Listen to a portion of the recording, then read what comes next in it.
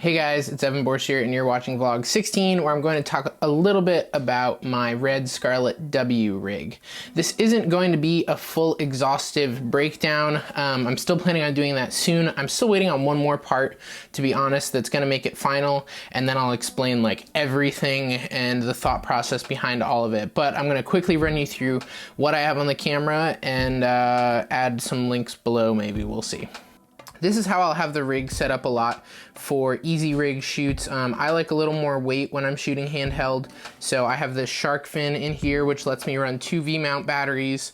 If I want to go smaller, we'll take this in a little bit. We'll probably knock a little bit off the matte box depending on the situation. But what we've got going on is red Scarlet-W brain in here, pretty standard issue red brain, you know, nothing special.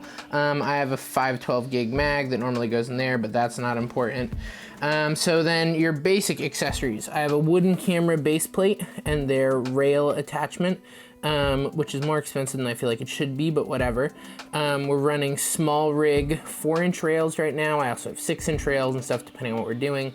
15 mil rails, wooden camera base plate, rods. Then on the top of the camera, we have an Off Hollywood top plate. These are awesome.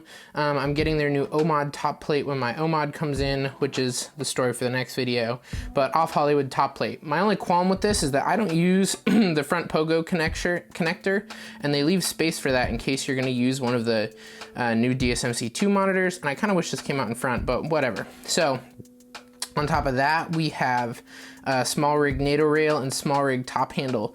What's really nice about this is I don't really care about a start stop button up here. This is way cheaper than Red's option. It has a lot of different holes where I can mount this eye bolt, which is what I use for my easy rig.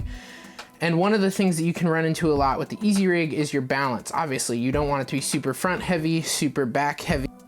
And I accidentally stopped the video, so we're starting again. So little red tool. Let's see if I can guess what size we need correctly on the first try. I think that looks like this one. So I can hit these 2 little bolts in my top handle and slide it front and back, which moves my center of gravity, which allows me to balance the camera when I'm shooting on the easy rig. Then I can lock it down wherever I've deemed a good position. And then to change my left to right balance on the easy rig, I have this nice, I think it's a 10 centimeter NATO rail from Small Rig. And so I can slide my handle all around onto that. So that's our setup there. Another nice thing about this small rig handle is that it has this 15 mil tap in it. So I have a little small rig, I wanna say it's like a 2-inch rail here with a 1/4-20 spud on the end of it. And so we can drop that guy right in here if I've loosened it enough. Drop this guy right in here, lock it down with one hand. It's an important skill. And now we can throw my Ancient Rode VideoMic Pro on here, and we have some kind of decent on-camera audio. In the future, this is gonna get swapped out with a XLR shotgun mic with our XLR OMOD and stuff, but it's nice to have this little mounting point in your handle for stuff like that. Then we have this extender arm. These are awesome, highly recommend. Beats the heck out of a friction arm in my opinion, which I've got mounted right here. This is the 7-inch, I wanna say, extender arm. You could probably get away with a little shorter, but I just mount it over here. This allows me to swing the camera around, has a nice swivel, and I don't have to worry about it swinging into weird places. So this is really convenient. Small HD 702. Obviously, and then on the back of the 702, we've got a LPE6 to D-tap plate. So we're powering the monitor off the camera battery and a small HD SDI cable.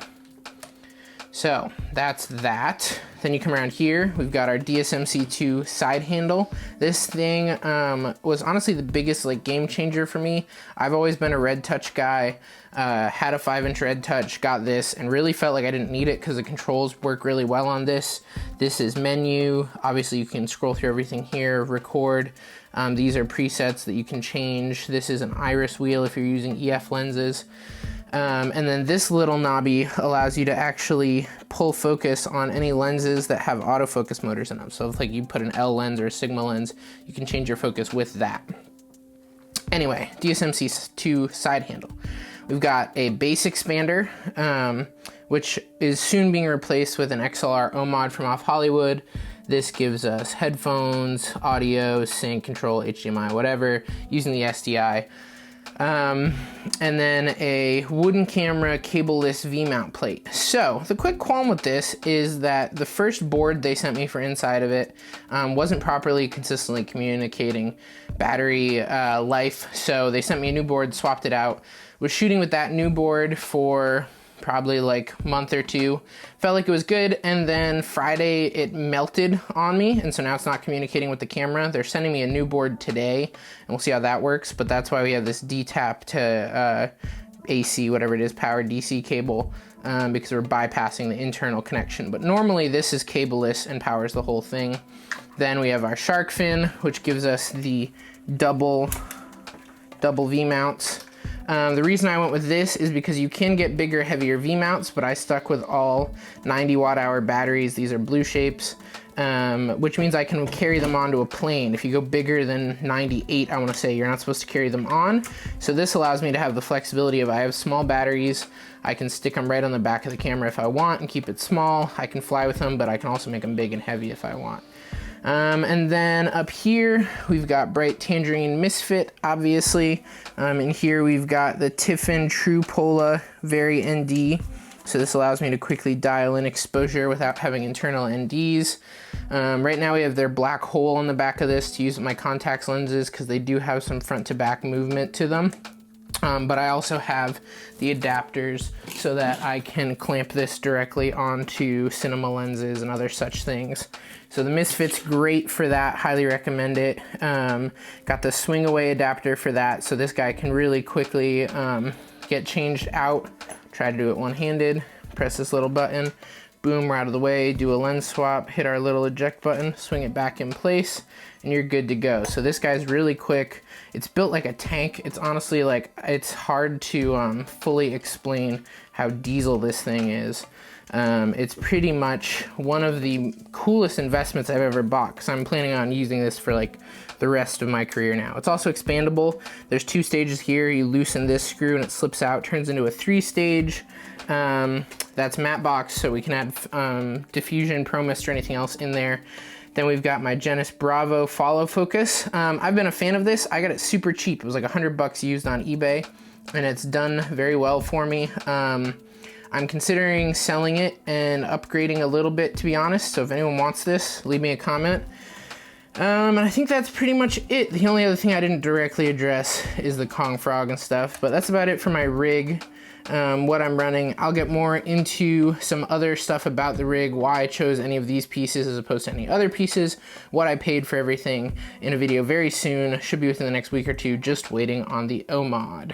Thank you so much for watching. Sorry this one was quick. I'm actually headed to a shoot today, which we're doing tomorrow. Patrons get breakdowns of all of that. So if you want to see more about the shoot that I'm working on and what we're doing with the Scarlet, how I'm matching it to a C100 Mark I, you can go check out my Patreon. Link is below. Audio, I'm testing out these new Rode smart lavs. So these plug right into your phone. Pretty cool. A nice alternative to have a backup lav if you don't want a whole other set. You can just use anyone's phone as your recorder.